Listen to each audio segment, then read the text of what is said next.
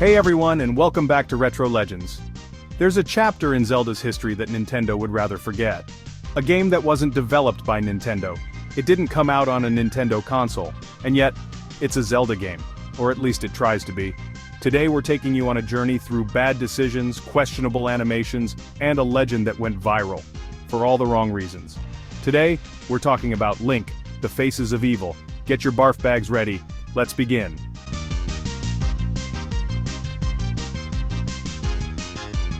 In the early 90s, Nintendo was planning the future of its Super Nintendo. The goal? To stay ahead of the curve and compete with new technologies coming out, betting everything on a then-popular idea, the CD-ROM player. The optical format promised more space, more audio, more video, and more narrative power.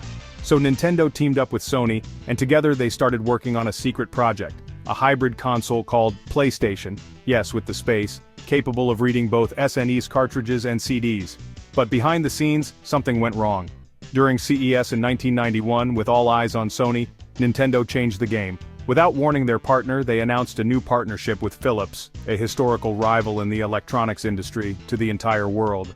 An epic blow that led Sony, wounded in their pride, to transform that prototype into a new console that we all know today as PlayStation.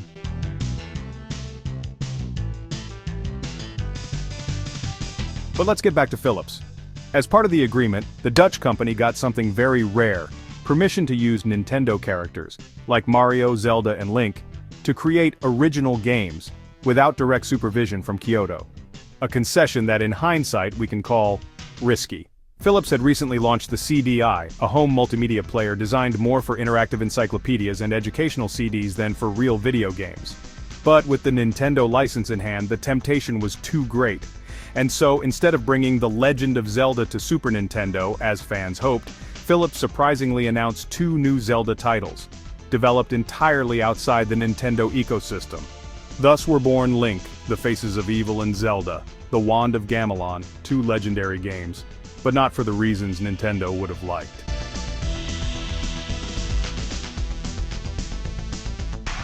Philips, intending to immediately exploit the Nintendo license before the market changed, entrusted the project to a relatively unknown but cheap studio, Animation Magic, a small American company with a division in Russia.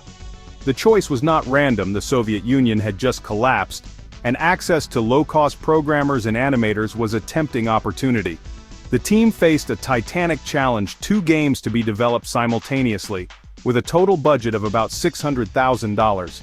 A tiny figure even for the time, and just 1 year of time. The titles had to be compatible with the CDIA device designed for educational and multimedia purposes, certainly not for action gaming. The CDI controller was a nightmare unresponsive, with a pointing system similar to that of a remote control and noticeable latency. And the hardware? On paper, the CD player promised digital video and audio, but in reality, it had very little RAM, a slow CPU, and no graphics acceleration. In short, a nightmare for anyone who wanted to develop a real-time action game. Yet the request was clear: create an interactive adventure with animated graphics, combat, platforms, and spoken scenes, all fascinating innovations for the time, but difficult to manage on such a limited machine. The team worked with rudimentary tools often built in-house.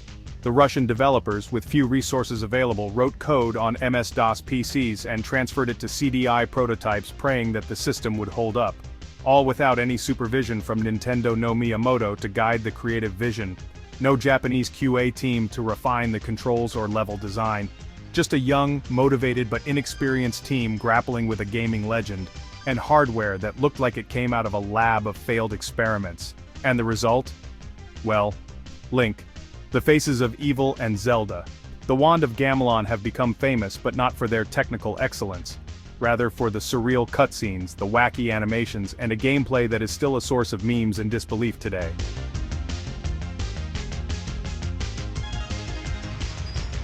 "1993 was the year of truth. After months of frantic work, Link, The Faces of Evil, and its twin, Zelda, The Wand of Gamaleon, finally hit the market, or rather, on the shelves of the few stores that carried the CDI, an expensive machine, little known, and light years away from the world of traditional consoles. The launch was quiet. No big advertising campaign, no support from Nintendo, For many players, these alternative Zelda titles went completely unnoticed.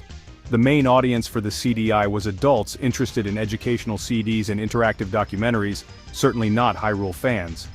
Sales? Disastrous. Very few copies distributed, even fewer actually sold. The high price of the CDI, which in some cases exceeded $700, helped keep these games out of the hands of the general public. The reviews of the time were confused. Some critics recognized the ambition of the project, animated cutscenes, spoken dialogue, and the idea of bringing Zelda into a cinematic form were indeed something never seen before. But many others were perplexed, or worse, burst out laughing. The clunky controls, the bizarre aesthetics, and the choppy animations quickly turned the experience into something surreal.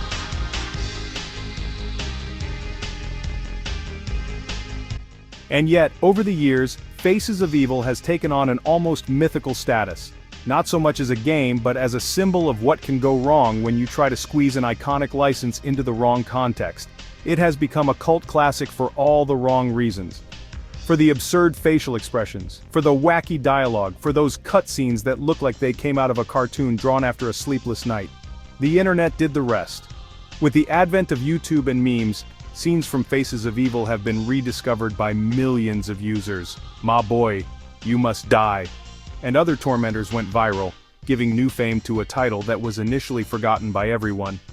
For its part, Nintendo has always pretended that these games don't exist. No mention in official books, no cameos in main games, no retro collection. Faces of Evil and Wand of Gamaleon were treated like an embarrassing relative that no one wants to invite to dinner, and let's face it, we can't blame them.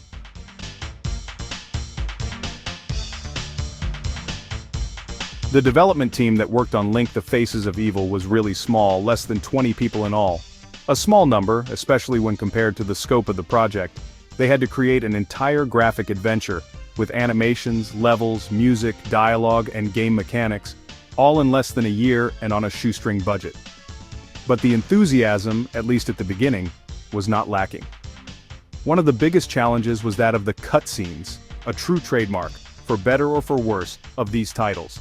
Taking care of it was a small group of Russian animators, who worked in less than ideal conditions. The scenes were hand-drawn, then digitized, and sent to the United States, on physical discs, via international mail. A slow, cumbersome process that greatly slowed down production, and contributed to making them visually crude and unrefined. Level design, meanwhile, was entrusted to American freelancers, many of whom had never touched a Zelda game in their lives. The result? Confusing maps, absurd enemies, randomly placed platforms, and a sense of exploration that had little to do with the epic adventure fans were used to. In some cases, the levels seemed to be generated by a drunken algorithm.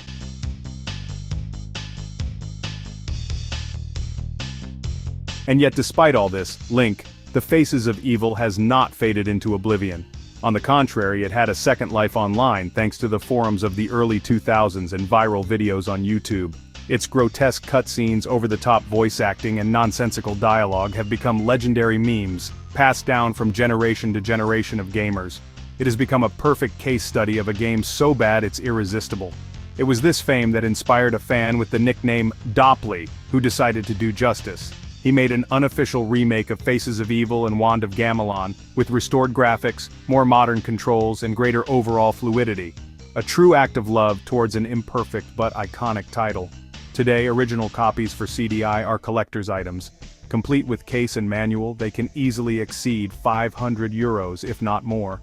A high price for a game that, upon its release, was considered a failure, but which today, paradoxically, is worth more than many masterpieces of the past.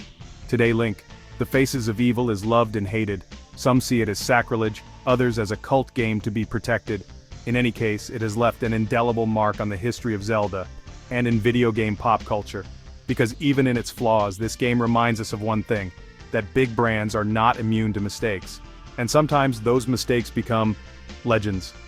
Link, the Faces of Evil is the perfect example of how video game history is full of strange detours, fascinating mistakes, and experiments that make us smile today. And here at Retro Legends, these are the stories we love to tell.